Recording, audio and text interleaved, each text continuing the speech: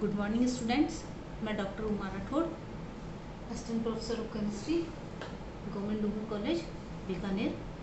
जैसा कि हमने पिछली बार हमारे लेक्चर में देखा था कि हमने एमजीएस यूनिवर्सिटी द्वारा निर्धारित पाठ्यक्रम के बारे में जानकारी प्राप्त की थी और साथ ही साथ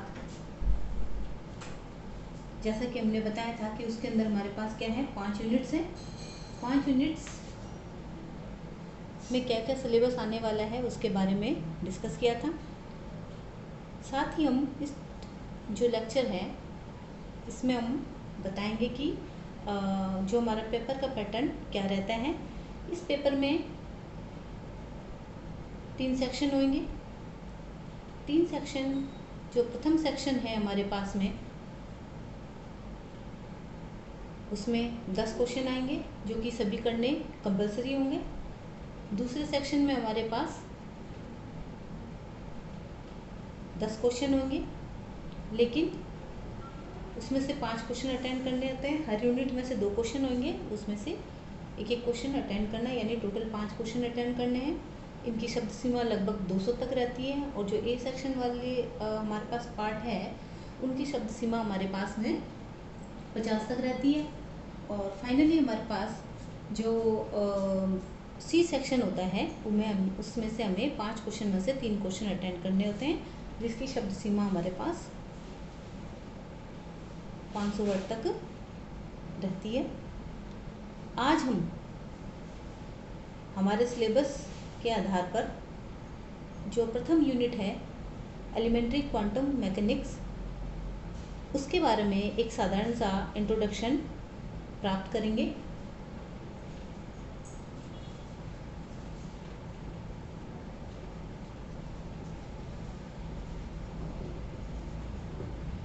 सबसे पहले हम देखेंगे कि एलिमेंट्री क्वांटम मैकेनिक्स क्या होती है। हम जानते हैं कि समस्त पदार्थ बहुत छोटे छोटे कणों से मिलकर बना हुआ होता है, जो सदैव गति करते हुए रहते हैं। इन कणों के गतिकीय गुण से संबंधित विज्ञान की शाखा को हम यांत्रिकी यानी मैकेनिक्स कहते हैं। यदि इन कणों पर न्यूटन के गतिक नियम लागू किया जाए तो ये जो स्टडी है ये क्लासिकल मैकेनिज्म के अंतर्गत आएगी। क्लासिकल मैकेनिज्म के आधार पर जो भी हमारे पास ग्रह है, उपग्रह है, जैसे आकाशीय पिंड से लेकर पृथ्वी के छोटे बड़े कणों की गति की व्याख्या की जा सकती है। लेकिन क्वांटम मैकेनिक्स परमाणुीय आकार के सूक्ष्म क्षेत्र वाले कणों के स्थायित्व, गतिक व्यवहार और उनके विकिरणों से प्राप्त स्पेक्ट्रम आदि की व्याख्या करने में असमर्थ रहता है। क्वांटम जो यांत्रिकी है प्रकाश तथा अन्य विद्युत चुंबकीय विकिरणों की दोहरी प्रकृति यानी ड्यूल नेचर पर आधारित है। यानी हम कह सकते हैं कि जो क्वांटम मैकेनिक्स है हमारे पास जो ड्यूल नेचर पर ये आधारित है। इसके अनुसार ऊर्जा परिवर्तन सदैव हमारे पास कंटिन्यूअस नहीं होते हैं।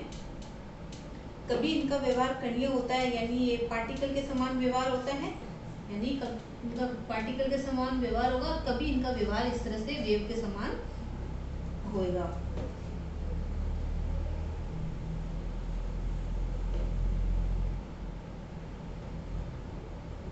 और ऊर्जा जो परिवर्तन होता है ये हमारे पास क्या ऊर्जा के इसमें क्या होता है, छोटे छोटे हमारे पास क्या रहते हैं, पैकेट्स रहते हैं। इन पैकेट्स में जो फोटोन की ऊर्जा है वो हमारे पास क्या रहती है, E = H न्यू। और हम जानते हैं न्यू होता है हमारे पास C/λ।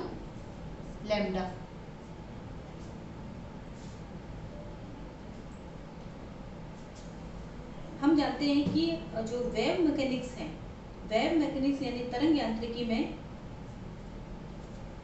इलेक्ट्रॉन, प्रोटॉन जैसे अत्यंत सूक्ष्म एवं गतिमान कणों की दोहरी प्रकृति पर हम जानते हैं कि ये आधारित होते हैं। इसके अनुसार अत्यंत सूक्ष्म गतिमान कण सदैव कणीय अवस्था में नहीं होते, कभी कभी इनका व्यवहार कणीय होता है, कण यानी पार्टिकल फॉर्म में होता है, कभी कभी तरंग फॉर्म में होता है,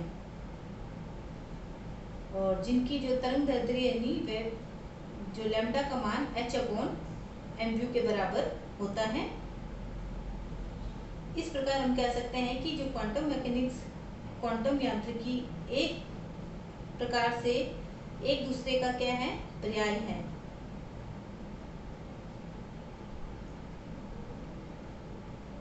तरंग यांत्रिकी यानी कि वेव मैकेनिक्स में कणों की तरंगीय प्रकृति मानते हुए उनकी गतिक व्यवहार की व्याख्या की जाती है।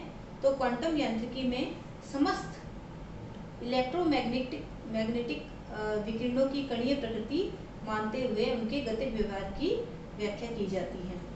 अब एक जो हम कहते हैं ये लैम्डा वेवलेंथ में हमें पता है ये जो तरंग है, इसमें जो ये क्षण है इन दोनों के बीच की दूरी, उसको हम क्या कहते हैं, लैम्डा। अब हमारे पास जैसे कि हम इसमें जो यूज होने वाले टर्म्स के बारे में जानकारी प्राप्त करेंगे, तो इसमें हमारे पास सबसे पहले है लैम्डा। ये जो लैम्डा है हमारे पास में,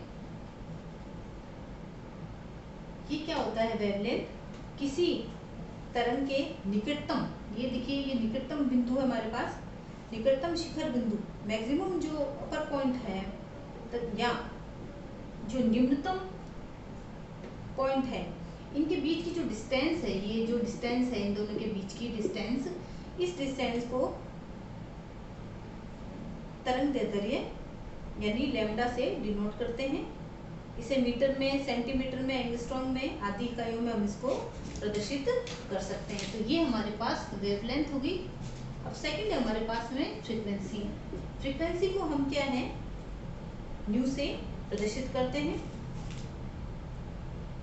जब एक निश्चित बिंदु पर कोई भी एक पॉइंट मान, हम बात कर रहे थे फ्रीक्वेंसी की, इससे पहले अभी हमने जस्ट बात करी है वेवलेंथ पे, अब हम बात कर रहे हैं फ्रीक्वेंसी पे। फ्रीक्वेंसी क्या होती है कि आपकी जो वेव है किसी निश्चित बिंदु पर से एक जो तरंग है एक सेकंड में कितनी बार गुजरती है। कोई भी, जैसे हमने ये वेव, कोई भी एक पॉइंट मान लीजिए कि एक निश्चित बिंदु से एक जो वेव है एक सेकंड में कितनी बार गुजरती है, वह उसकी फ्रीक्वेंसी कहलाती है, और इसे हम न्यू द्वारा प्रदर्शित करते हैं। इसकी इकाई हमारे पास क्या होती है, हर्ट्ज। अब हमारे पास हम अगली जो टर्म है हमारे पास है वेलोसिटी। वेलोसिटी क्या होती है, इसे तो हम एक तो क्या है c द्वारा प्रदर्शित करते हैं। वेलोसिटी होता है वेग, किसी तरंग द्वारा एक सेकंड में पार की गई दूरी, उस तरंग का वेग या वेलोसिटी कहलाती है। ये जो वेव है हमारे पास एक सेकंड में, मात्र कितने, एक सेकंड में जितनी दूरी तय करेगी उसे हम c यानी वेलोसिटी के द्वारा प्रदर्शित करेंगे। और जो वेलोसिटी होती है, ये जो हमारे पास फ्रीक्वेंसी है और ये है वेव नंबर, इन दोनों का क्या होता है, गुणनफल होती है। और जो c का वैल्यू है हम जानते हैं कितना होता है, 3 × 10⁸ मीटर सेंटीमीटर सेकंड इनवर्स। और हम जानते हैं ये जो वेग ये है मिला है हमारे पास, ये वायु में लाइट का क्या है हमारे पास, वेलोसिटी है। अब हम बात करते हैं वेव नंबर की। ये जो वेव नंबर होता है हमारे, तभी इसका फॉर्मूला क्या है, nu bar is equal to जो फ्रीक्वेंसी है हमारे पास, जैसे न्यू बार इकाई दूरी में संचरित होने वाली तरंगों की संख्या को तरंग संख्या कहते हैं। इसका मान जो लैम्डा है, तरंग लैम्डा का रेसिप्रोकल होता है, यानी ये क्या होता है, mu bar is equal to 1/लैम्डा, यानी लैम्डा का विपरीत होता है। इसका फॉर्मूला क्या होगा, यानी न्यू बार हमारे पास किसका रिवर्स होता है, 1/लैम्डा वेवलेंथ का रिवर्स होता है हमारे पास में। और इसकी जो ये जो संख्या है, इस संख्या को हम किस में डिनोट करते हैं, सेंटीमीटर इनवर्स है हमारे पास में या मीटर इनवर्स में, इस प्रकार से हम उसको प्रदर्शित करेंगे। अब एक टर्म आती है हमारे पास में, 5th नंबर है हमारे पास में वेव फंक्शन।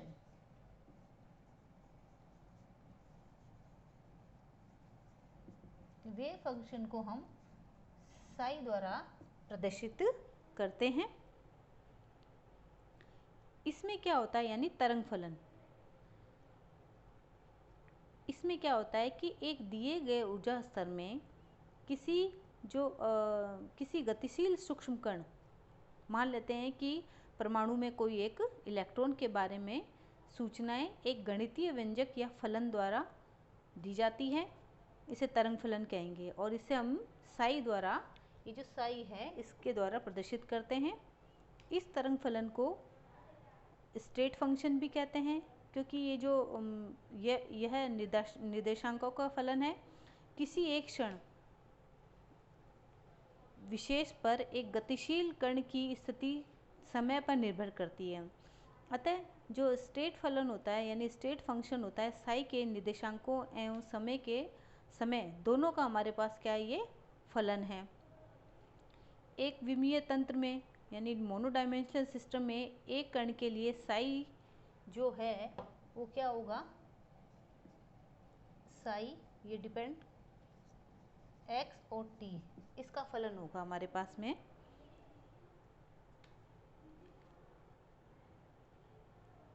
तो ये हमारे पास में जनरली हमने जो क्वांटम मैकेनिक्स है उसमें काम आने वाली थोड़े से टर्म्स के बारे में एक इंट्रोडक्शन प्राप्त किया है। अब हम जो अपना नेक्स्ट टॉपिक है उसमें हम ब्लैक बॉडी रेडिएशन है कि क्या होती है ब्लैक बॉडी रेडिएशन, उसके साथ ही हम वीन का विस्थापन नियम है, किरचॉफ का नियम है, स्टीफन का नियम है, रेले जीन्स का नियम है। इन नियमों के बारे में हम अपने जो अगला टॉपिक है उसमें हम इस नियमों के बारे में डिस्कशन करेंगे। और इसी के साथ thank you, have a nice day.